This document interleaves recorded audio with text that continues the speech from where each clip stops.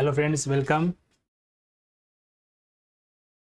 Income from અધર સોર્સમાં આપણે last લેક્ચરની અંદર ખાસ ઇમ્પોર્ટન્ટ ક્વેશ્ચન બી કર્યા હતા, જેમાં આપણે ઇન્ટરેસ્ટની કેલ્ક્યુલેશન કઈ રીતે કરવાની હતી, ક્રોસિંગ અપ, સિક્યુરિટી જ્યારે ડિટેલ આપેલી હોય તો ઇન્ટરેસ્ટ ખાસ કઈ રીતે ફાઇન્ડ કરવું એના વિશે આપણે એ લેક્ચરમાં ખાસ જોયું હતું.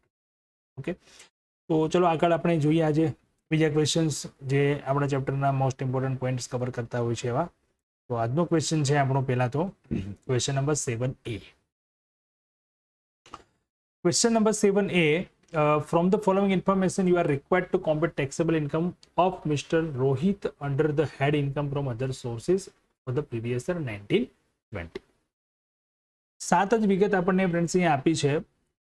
તો આ ટાઈપનો ક્વેશ્ચન જે છે ને એ તમને 7 માર્કની અંદર, કે અત્યારે તો પેપર સ્ટાઇલ થોડી અલગ છે એટલે કેટલા માર્કનો આવી શકે એ આપણે એક્ઝેક્ટલી નથી કહી શકતા, બટ આજે ઓલ્ડ એક્ઝામમાં પૂછાયેલા ક્વેશ્ચન છે તો 14 માર્કનો ક્વેશ્ચન આની અંદર આવતો હોય છે. તો જે તમને 14 માર્કનો ક્વેશ્ચન આવતો હોય ને એના અંદર તમને 8 થી 10 વિગતો આપી હોય, 10 કે 12, અને 7 માર્કનો ક્વેશ્ચન હોય તો એના અંદર 5 થી 7 વિગત આપી હોય. તો એ ટાઈપના આપણને ક્વેશ્ચન અહીંયા હોય છે, બરાબર છે. અને સ્ટેપ માર્કિંગ પ્રમાણે જોઈએ તો ફર્સ્ટ એક ઇન્ફોર્મેશનનો 1 માર્ક એ પ્રમાણે કન્સિડર કરતા હોય છે. From the following information, you are required to compute taxable income of Mr. Rohit under the head of tax income from other sources for the previous year 1920. First, interest on bank fixed deposit.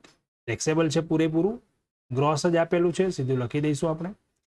Capital investment bond friends only tax free government security છે એટલે એક્ઝેમ્પ્ટેડ છે. 2 થી 3 વખત આ ક્વેશ્ચનમાં આવી ગયું એટલે ખાસ ધ્યાન રાખો. એક લિસ્ટ આપવાનું છે મારે તમને, લાસ્ટ લેક્ચરમાં હું આપીશ કે આટલી સિક્યુરિટી એવી છે ગવર્મેન્ટ સિક્યુરિટી કે જે એક્ઝેમ્પ્ટેડ છે. એમાંથી જસ્ટ 8-10 એવા નામ છે જે આપણે યાદ રાખવાના છે. એક તો આપણે થઈ ગયો કેપિટલ ઇન્વેસ્ટમેન્ટ બોન્ડ. સેકન્ડ છે એના પછી interest on port trust bond. Yes, પૂરેપૂરું ટેક્સેબલ છે. આ પણ સેકન્ડ ટાઈમ આવે છે, લાસ્ટ લેક્ચરમાં પણ હતું. Interest on port trust bond exempted. Okay, just a minute, I will check. લાસ્ટ આપણે જે ક્વેશ્ચન કર્યો હતો એના અંદર આપણે ટેક્સેબલ લખ્યું હતું અને અહીંયા એક્ઝેમ્પ્ટેડ છે. જસ્ટ અ મિનિટ ફ્રેન્ડ્સ, એક પર કન્ફર્મ કરી લઉં જસ્ટ.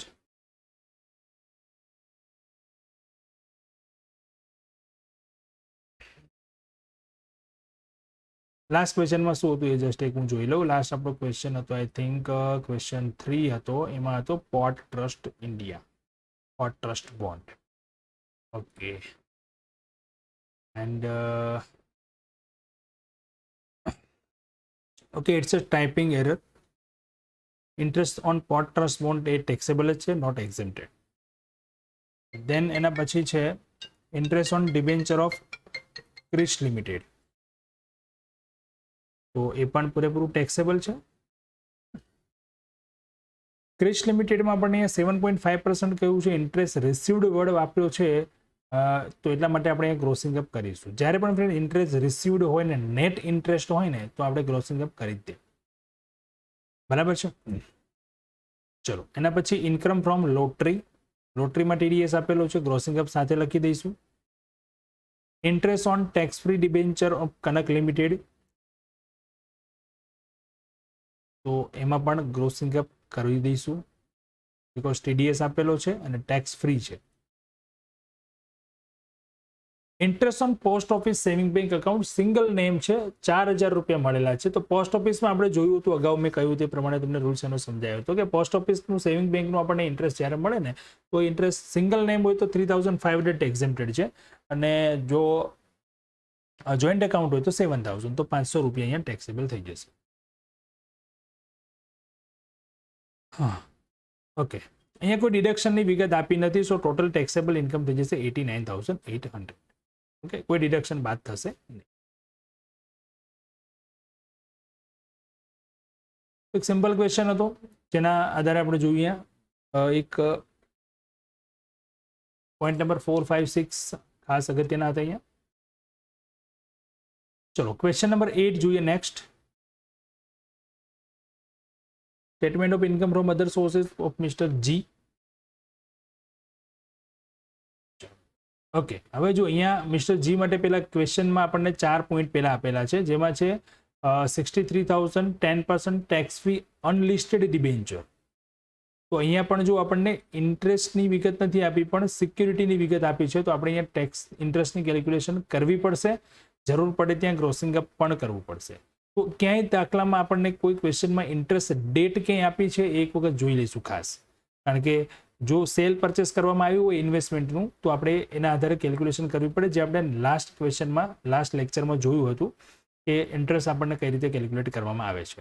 ઓકે, તો જો અહીંયા ધ ઇન્ટરેસ્ટ પેરેગ્રાફ જે આપ્યો છે એમાં the interest is paid on 31st December annually. He paid 500 as commission to his bank for collection. Interest જે ચૂકવવામાં આવે છે 31/12 પૂરેપૂરું વાર્ષિક ચૂકવવામાં આવે છે.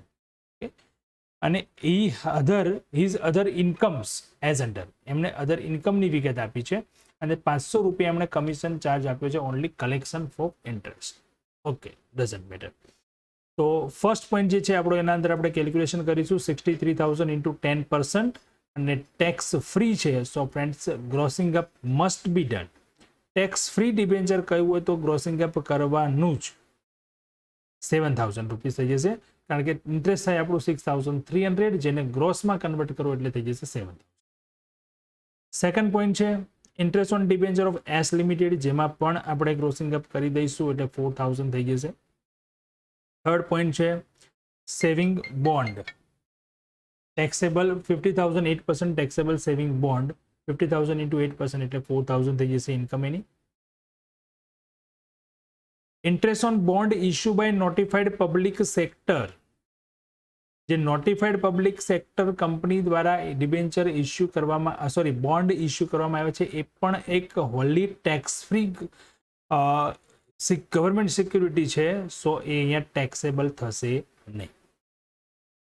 ઓકે, એક્ઝેમ્પ્ટેડમાં આવશે. તો એક્ઝેમ્પ્ટેડની અંદર લિસ્ટમાં આપણા બે નામ થઈ ગયા, આપણા કેપિટલ ઇન્વેસ્ટમેન્ટ બોન્ડ અને notified public sector company issue કરેલા બોન્ડ. એના પછી અધર ઇન્કમ જે હતી એના અંદર તો ડિરેક્ટર ફીસ છે એ કોઈ સેલેરી નથી, એટલા માટે અધર સોર્સમાં ટેક્સેબલ થશે. વાય લિમિટેડના ડિરેક્ટર તરીકે એમને ફીસ મળી છે. એગ્રીકલ્ચર ઇન્કમ જે ઇન્ડિયામાં મળી છે તો એ એક્ઝેમ્પ્ટેડ છે. એગ્રીકલ્ચર ઇન્કમ નેપાળમાં મળી છે એટલે આઉટસાઇડ ઇન્ડિયા, તો એ ટેક્સેબલ છે પૂરેપૂરી. અને વિનિંગ ફ્રોમ લોટરી જે છે એ નેટ છે આફ્ટર ટીડીએસ, તો એને ગ્રોસમાં કન્વર્ટ કરીએ તો એ થઈ જાય છે 40,000. અને ગ્રાઉન્ડ રેન્ટ એ પણ અધર સોર્સની ઇન્કમ છે, કારણ કે કોઈ ઇન્કમમાં આગળ કોઈ હેડમાં કવર થતી નથી. ઓકે, તો ટોટલ ઇન્કમ થઈ જાય છે અહીંયા ગ્રોસ ટોટલ ટેક્સેબલ ઇન્કમ એની થઈ જાય છે 3,36,000 અને એમાંથી ઓનલી 500 રૂપીઝ એઝ કમિશન જે પે કર્યા બાદ કરતા ટોટલ ટેક્સેબલ ઇન્કમ થઈ જાય છે 3,35,500 છે. બહુ સિમ્પલ ક્વેશ્ચન અને સિમ્પલ એક ચેપ્ટર છે. ફક્ત તમારે યાદ રાખવાનું છે ગ્રોસિંગ અપ ક્યાં કરવાનું અને કઈ સિક્યુરિટી જે Holi tax free government security છે જેનું આપણે અહીંયા ઇન્કમ ટેક્સેબલ થતી નથી. થર્ડ પોઈન્ટ એ યાદ રાખવાનું છે કે એવી કોઈ પણ વિગત જે આપણા આ હેડમાં કવર નથી થતી એવી કોઈ પણ વિગત આપી હોય તો એ ધ્યાનમાં રાખવાની છે. બસ આ 3 પોઈન્ટ ધ્યાન રાખો અને ગ્રોસિંગ અપ કરવાનું છે ક્યારે એ રૂલ્સ યાદ રાખો ચેપ્ટર ઓફ. ઓકે, તો આના જેવા ફ્રેન્ડ્સ અને અગાઉ જે કરાવેલા હતા એના જેવા ચેપ્ટરમાં તમને ક્યાંય ક્વેશ્ચન હોય તો ક્વેશ્ચનની પ્રેક્ટિસ કરો ખાસ, અને કોઈ પણ પોઈન્ટ ક્યાંય નથી સમજાતો, કોઈ ડિસ્કસ કરવી છે any time you can call me, you can WhatsApp. Okay, તો હજી એક લેક્ચરમાં આપણે મળીશું. પેલા 2 ક્વેશ્ચન છે એ હજુ 2-3 ક્વેશ્ચન આપણે કરવાના છે. આજે 2 સિમ્પલ ક્વેશ્ચન કરીને આપણે કવર કરીએ છીએ. નેક્સ્ટ તો તમને લેક્ચરમાં જોઈશું આપણે નવા question. Okay friends, thank you and have a good day.